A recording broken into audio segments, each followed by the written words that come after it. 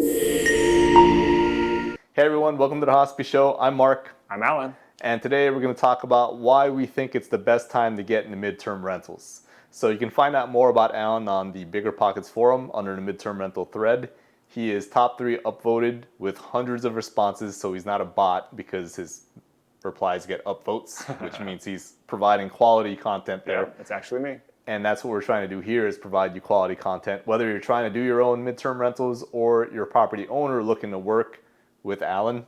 We're putting these out so you can get to know us a bit more, trust us, and just get our thoughts on where this is heading. Yep. So the topic of today, like we said, is why it's the best time to get into midterm rentals, but we want to start talking about short-term first. And we had mentioned before filming that short-term rentals, it's like doing drugs. You know, you snort it, a lot of people have never seen that much money before, yeah. and the highs are really high, but the lows can be extremely low. Yeah. We come from that world. That's how we started, and we basically lost everything at the end of that when the pandemic came. Do you want to speak to that before we get into midterms? Oh, that's What were you going to say before we recorded, basically? So it's a big part of that. You know, when we talk about short term, there's a difference between we did arbitrage, so great potential for cash flow, especially compared to your cash needed up front.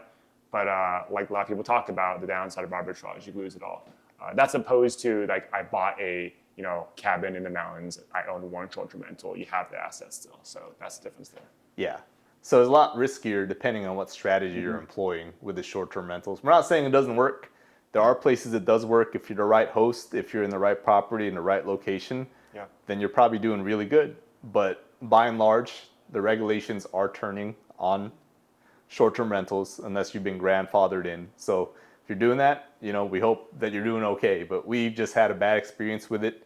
And we've also always known, at least I have, that corporate rentals, now known as MTRs, have always been like the normal Nancy, you know what I mean? That's where you want to retire with. You don't want to be all risky. You want like a more secure thing.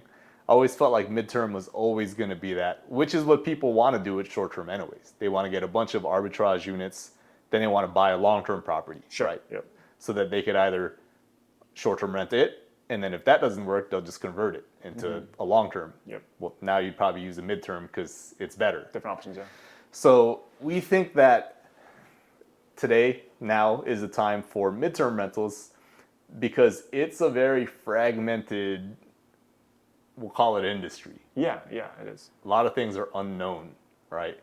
So let's list off I'm going to list off some reasons and Alan will speak into them. Yeah. So the first reason I think it's a good time to get into midterm rentals, and if you have thoughts to share, just go ahead and interrupt me, is there used to never be an Airbnb or a furnish finder. With old school methods of corporate rentals, people would just develop relationships with hospitals, schools, military installations, whatever.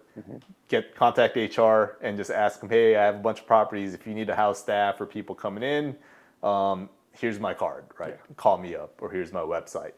But there was Facebook groups, which there still are, right? Yeah. Like, there's like networks, fragmented networks. It's like wrestling before it became WWF. There are a bunch of regional.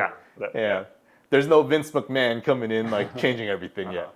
But Furnish Finder is the first of its kind for midterm rentals, and then Airbnb as well, in that you don't have such a fragmented group. A lot of them are migrating to these platforms. By them, we mean the tenants and the guests. Sure, people looking for midterm rentals, yeah. Yeah. Would you say that's true? Yeah, definitely. This is, not different than how Airbnb changed short-term rental, vacation rental industry. Essentially, there's always been people providing this service and people needing this service. It's just a lot easier now to connect with those people. Yeah. And so someone who wants to do this, whether they're a manager or just doing a one-off property on their own, now you don't have to do all that marketing work. Yeah. Right. The platforms do it for you, which that's massive, right? Yeah. That's the first reason. That used to not exist.